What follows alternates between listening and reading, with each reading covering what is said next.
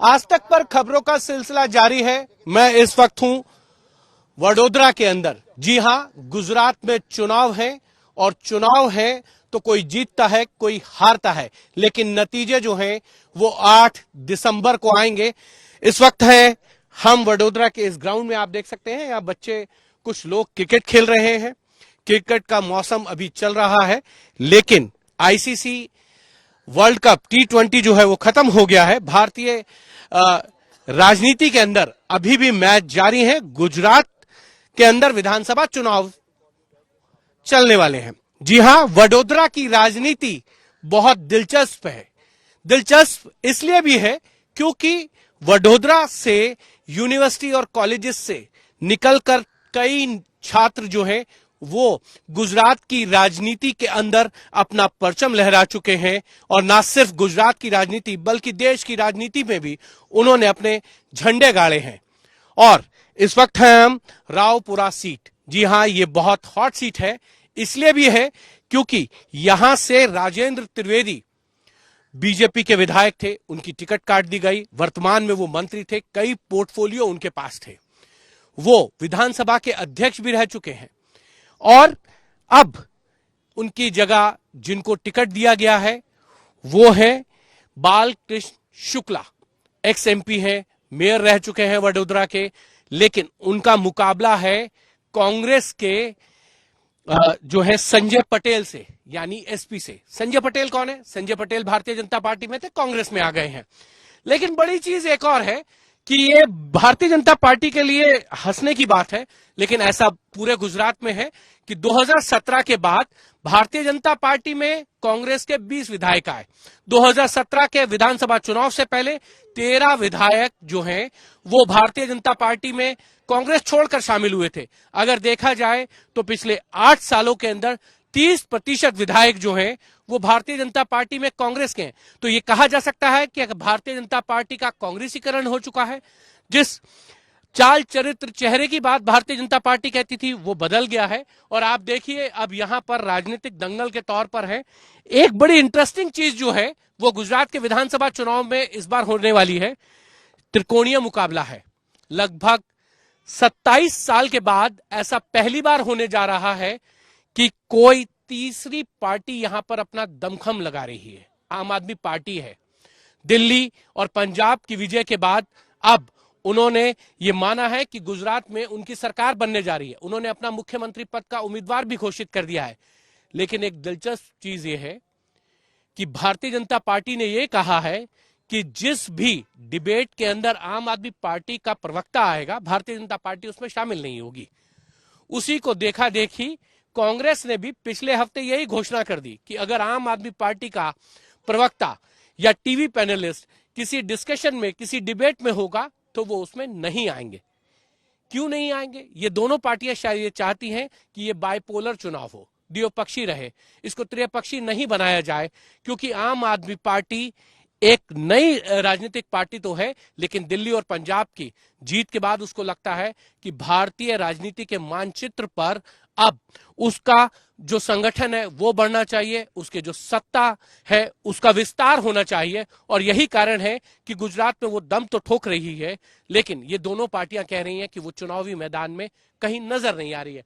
बात करते हैं, निशांत रावल हैं। निशांत जी, आप प्रवक्ता हैं कांग्रेस के। बीजेपी ये कह रही है कि आपने तो उधार का कैंडिडेट ले लिया, उधार के लठेत के सहारे आप जो हैं वो रावपुरा की सीट जीतना चाहते हैं।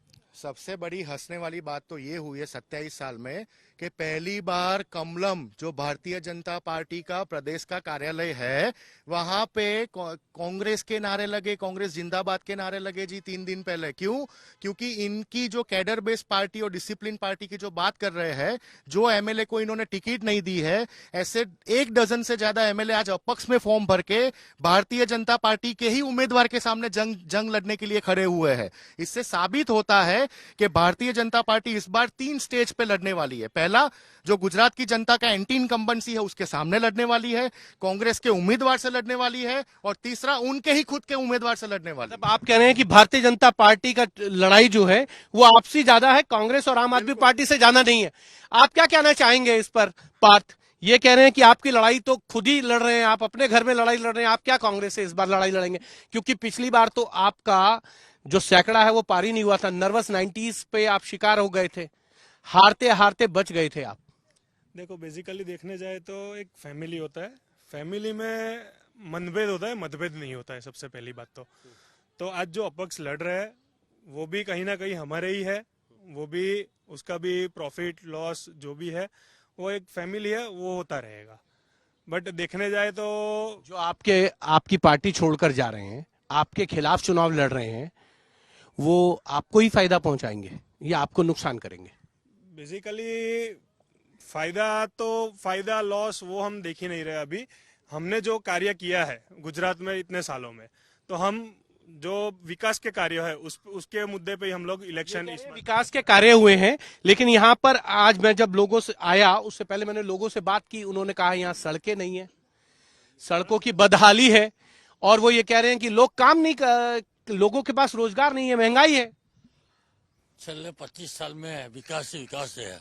आप इस मैदान में खड़े हैं, उनके सामने प्रधानमंत्री आवास योजना देख लो, उसके सामने देख लो आप प्राइवेट एलिमेंट अच्छा प्रधानमंत्री आवास योजना में आना है। आप देख लो यहाँ ऐसे फ्लैट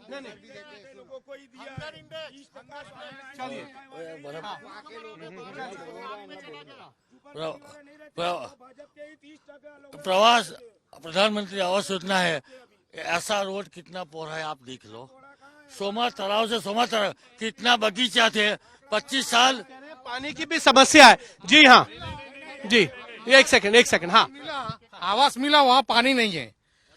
रोड जो है 6 बजे रोड इतना ट्रैफिक जाम हो जाता है कि पेट्रोल कितना दाम है पेट्रोल का, वो सभी पेट्रोल खत्म हो जाता है स्कूटरों में, इतना ट्रैफिक जाम हो जाता है। आप कह रहे हैं कि पेट्रोल की वजह से ट्रैफिक जाम हो जाता है? नहीं, आपने बहुत अच्छी शुरुआत की थी कि राजेंद्र त्रिवेदी की टिकट कट के बारू शुक्ला को मिली।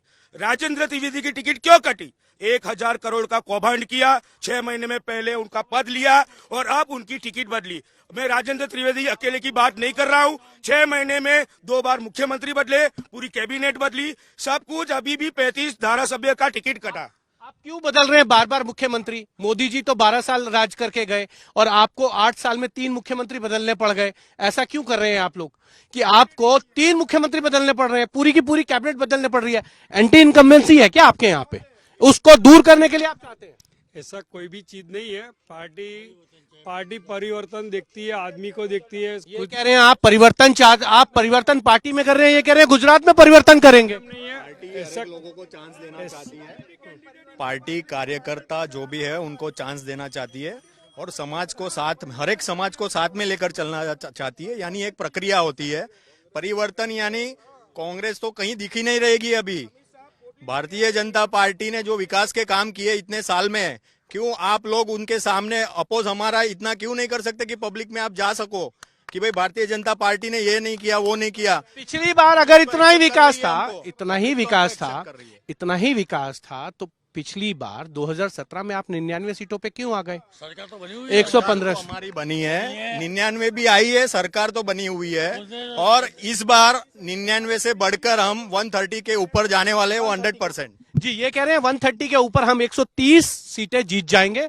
जो भारतीय जनता पार्टी का रिकॉर्ड है 127 सीटों का 2002 में, उसको तोड़ देंगे। नहीं, ये अपनी पार्टी का रिकॉर्ड कह रहे हैं, आपका रिकॉर्ड तो अलग है ना अभी। हाँ, इनकी ऐसी मानसिकता है, इनकी मानसिकता है ये, और कुछ नहीं।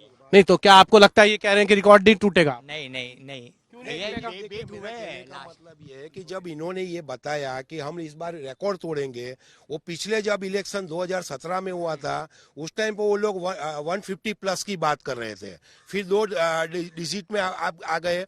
अभी जो अब वो 2 डिजिट भी पिछले साल में तो उनकी सरकार जाने वाली ही थी, लेकिन कहीं ना कहीं कांग्रेस के मुंह से जो निवाला की सरकार जाने वाली थी, लेकिन आपके 20 विधायक छोड़ के क्यों चले गए? 20 विधायक एक साथ में नहीं गए, बार बार बीच बीच में छोड़ के चले गए हैं, एक साथ में नहीं गए। अगर आप ये तरह की से देखने जाते हैं तो शिवसेना जो उनकी खुद की पार्टी जो ज्वाइंट थी, उनको भी तोड़ के वो लोग तो ले गए। ये तड़जोड़ की सरकार चलाते हैं, गठजोड़ के। हाँ, तड़जोड़ की सरकार। ये कह रहे हैं ये आप तोड़ कर सरकार चलाते हैं आप। नहीं सर, उनके विधायक जो जा रहे हैं वो परिवारवाद की विचारधारा छोड़ के राष्ट्र की विचारधारा में आ रहे हैं। Bharatiya Janata party cadre based party है, शिस्तबद्ध पार्टी है।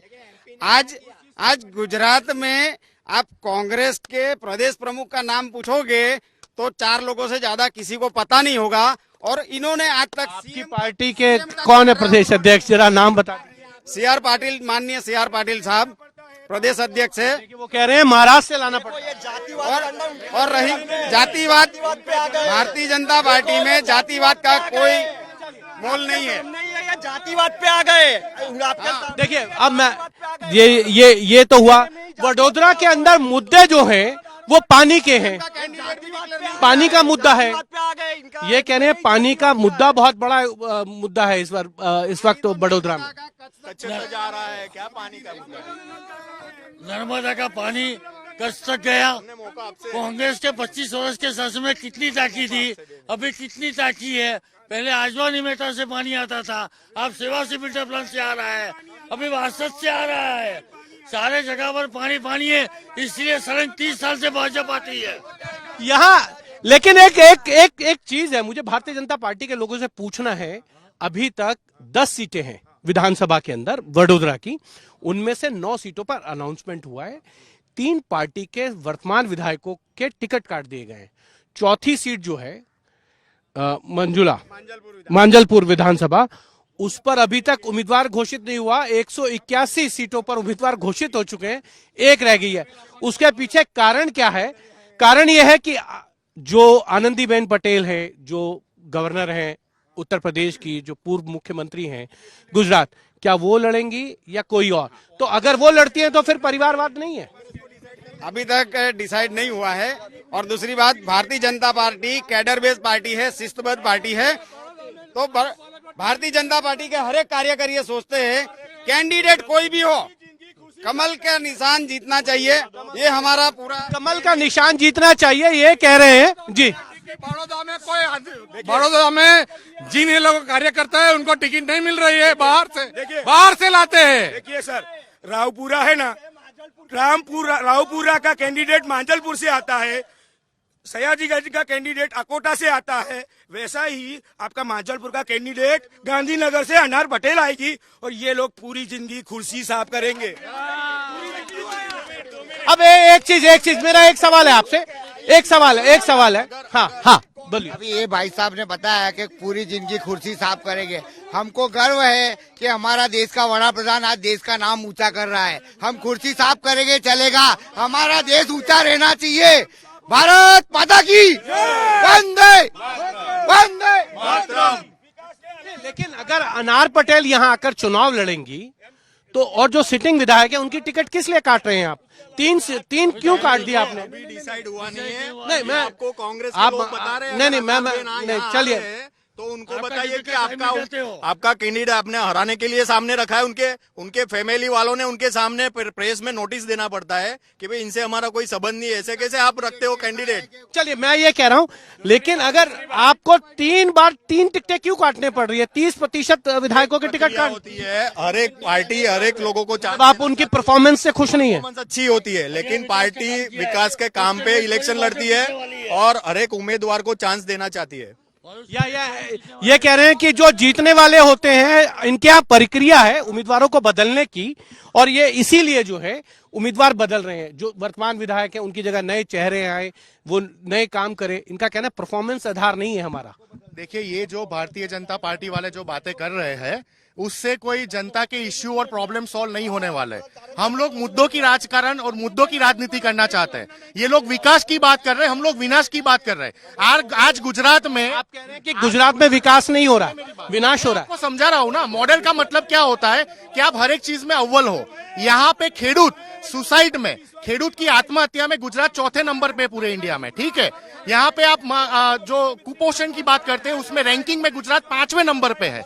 यहाँ पे 1000 प्रति 1000 शिशु की मौत होती है, उसमें 29% IMR का रिपोर्ट है कि गुजरात में 29% शिशु का डेथ होता है प्रति 1000।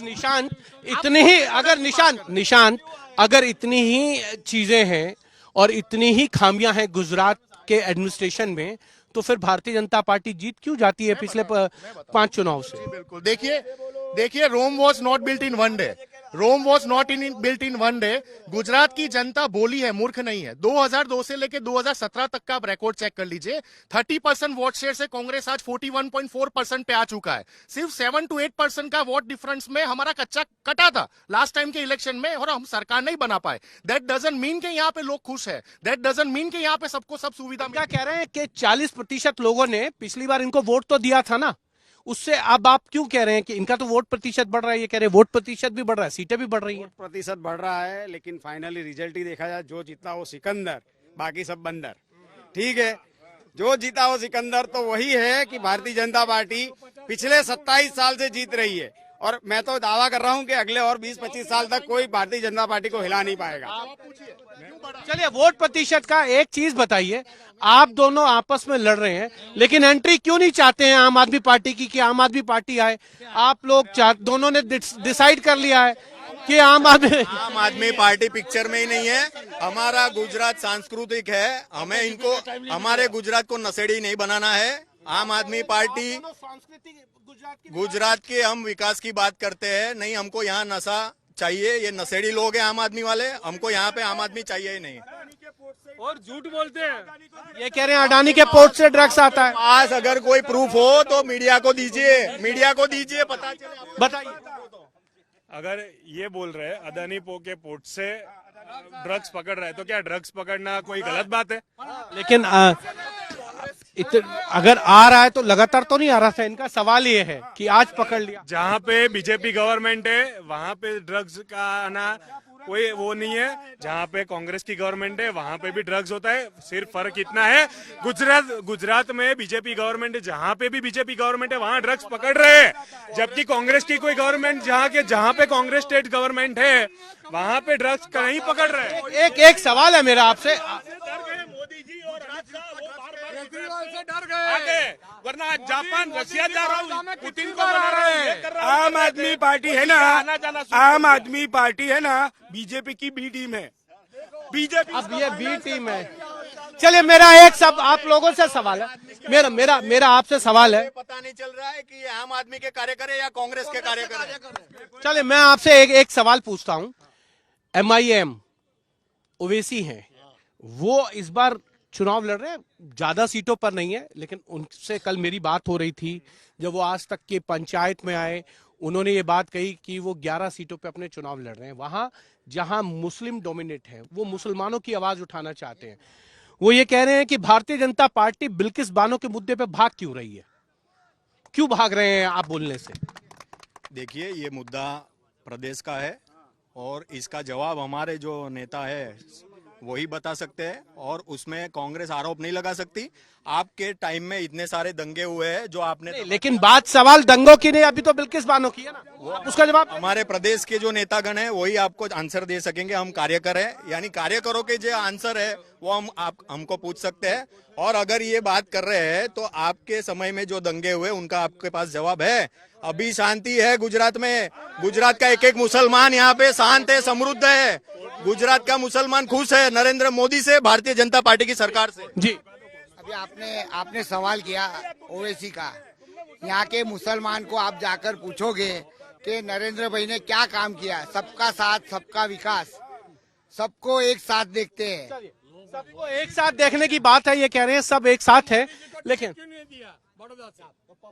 नहीं। देखिए, बड़ौदा से तो 2014 में चुनाव लड़े थे और देश के अंदर सबसे ज्यादा वोटों से जीते थे। टिकट देना चाहिए, डेवलपमेंट की बात कर रहे हैं ना पीएम मोदी। डेवलपमेंट तो सरसाजीराव गायकवाड़ बड़ौदा का इतना किया था, वही बेस है। स्टोन उन्होंने सयाजीराव गायकवाड़, आज बड़ौदा इंटरनेशनल एयरपोर्ट बना हुआ है। नरेंद्र मोदी गुजरात में थे तब भी सयाजीराव गायकवाड़ को नेम नहीं दिया एयरपोर्ट को, और वो डेवलप की बात करे, खुद का नाम डेवलप कर रहे हैं, खुद का नाम डेवलप कर रहे हैं, और वही धंधा बिजनेस है इनका। जी, ये कह रहे हैं कि आप सिर्फ जो है प्रचार ज्यादा करते हैं, प्रसार ज्यादा करते हैं, काम कम करते हैं। क्या चक्कर है आपका? अगर ये सर जी, बता रहे हैं, सर बता जी, रहे आप हैं, एयरपोर्ट की बात कर रही है। सर सयाजीराव महाराज का ऋण है बड़ौदा की प्रजा पे, उन्होंने इतना सारा दिया हुआ है बड़ौदा को। अगर हम नया करते हैं तो आपको जलन क्यों होती है? भारतीय जनता पार्टी ने नया एयरपोर्ट खड़ा किया है, उनको सर सयाजीराव महाराज के फैमिली को जरूरत नहीं है नाम की। उनका नाम वर्ल्ड में फेमस है, वर्ल्ड में फेमस है। भारतीय जनता पार्टी नया काम कर रही है, तो आपको क्यों पेट में दुख रहा है? ये कह रहे हैं कि बड़ौदा का एयरपोर्ट इंटरनेशनल बनेगा, आपने बनाया नहीं अभी तक। इंटरनेशनल फ्लाइट शुरू हो चुकी है, अभी बड़ौदा के बाहर रहते हैं क्या?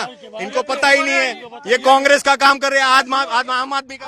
अब आप ये बताइए मुझे ये बताइए। हाँ, इनका उम्मीदवार 9 महीना अमेरिका रहता है, 3 महीना यहाँ रहता है।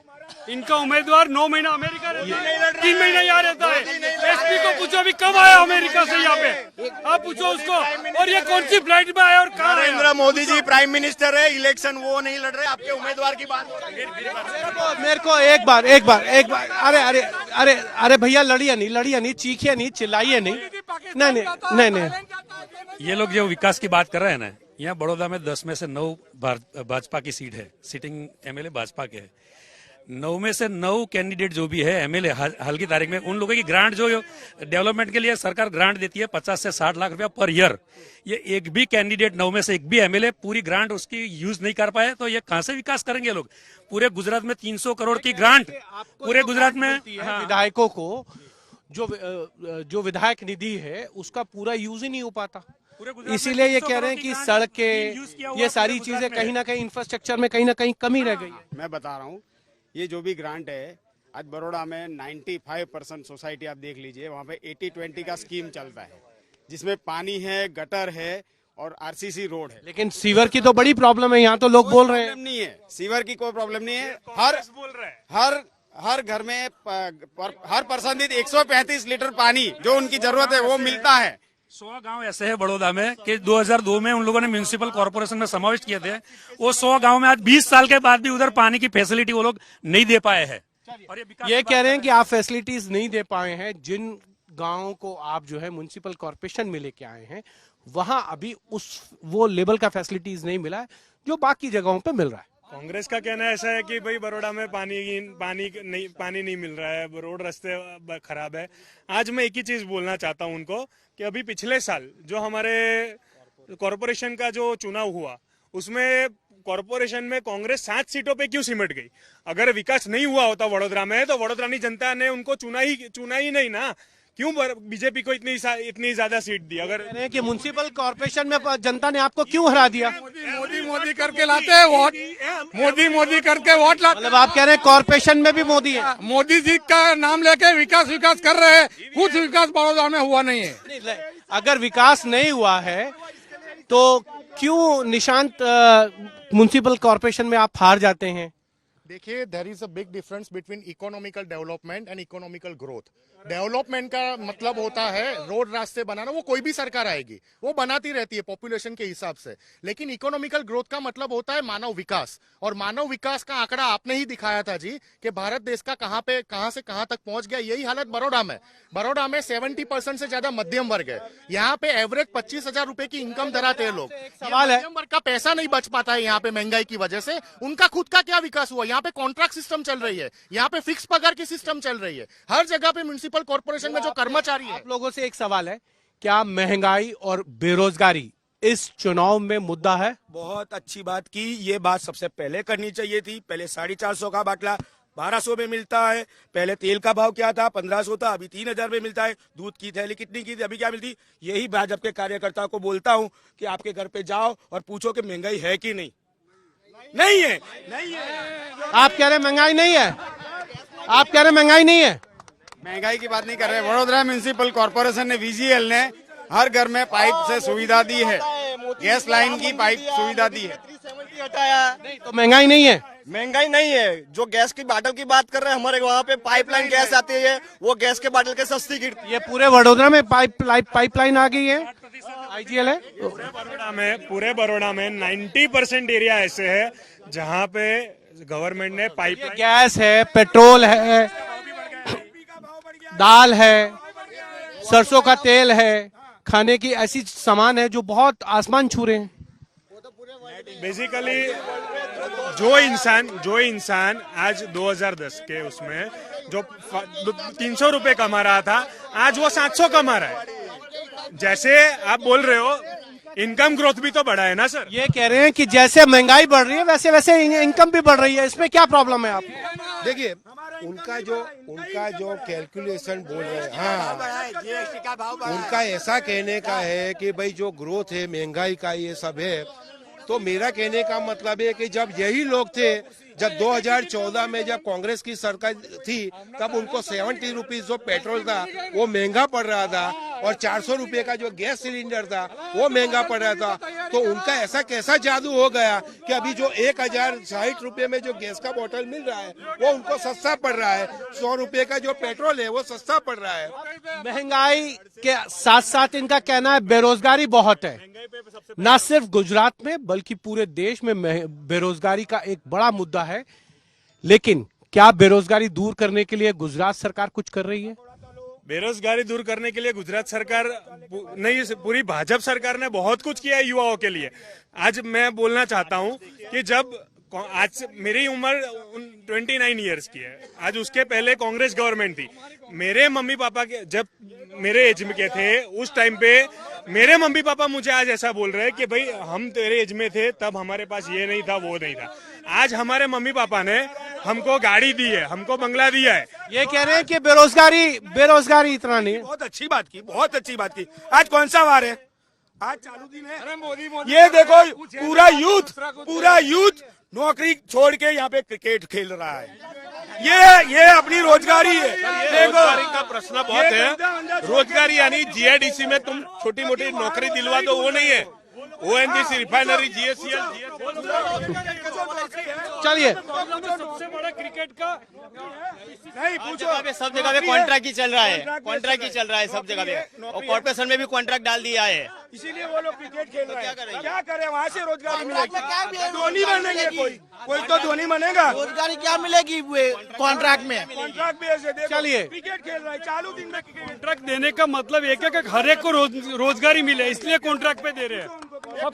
देने का मतलब है, ये कह रहे हैं कॉन्ट्रैक्ट देने का। अब मैं आपको बताऊं, चलिए अब ठीक है, इनका कहना है। एक सेकेंड, शौचालय बना रहे हैं। जी हाँ, स्टैच्यू ऑफ यूनिटी बनाना उससे अच्छा है। ONGC, refinery, GSCL, GSFC, railway, Narmada dam, ऐसा बड़ा बड़ा प्रोजेक्ट बनाओ। बिल्कुल नहीं मिल रही इसको। सर, जब नौकरी की बात आ रही है तो यहाँ पे मैं कहना चाहूंगा कि पिछले सालों में कुछ तलाटी की भर्ती निकली थी, 9,500 लोगों की भर्ती थी, और उसमें 10 लाख लोगों ने फॉर्म भरा था। क्या यही है आपका विकास? और यही बिल्कुल। देखिए, बेरोजगारी और महंगाई एक बड़ा मुद्दा है, लेकिन फिर बात वहीं आकर रुक जाती है कि जब इतने मुद्दे हैं, चाहे वो महंगाई हो, बेरोजगारी हो, इंफ्रास्ट्रक्चर हो, सड़कें हो, किसानों के मुद्दे हो, उसके बावजूद चुनाव दर चुनाव भारतीय जनता पार्टी यहां क्यों जीत रही है? चाहे वो जिला पंचायत के चुनाव हो, ग्राम पंचायत के चुनाव हो, या फिर चुनाव विधानसभा के हो, लोकसभा के हो। लेकिन इस बार कांग्रेस का यह कहना है कि जो गलती पिछली बार रह गई थी, जो कमियां चुनाव में रह गई थी, उन कमियों को दूर करके वो सरकार बनाएगी। लेकिन आम आदमी पार्टी की एंट्री हो चुकी है, और आम आदमी पार्टी की तरफ से कहा जा रहा है कि वो अगला मुख्यमंत्री यहां पर पेश करने जा रही है।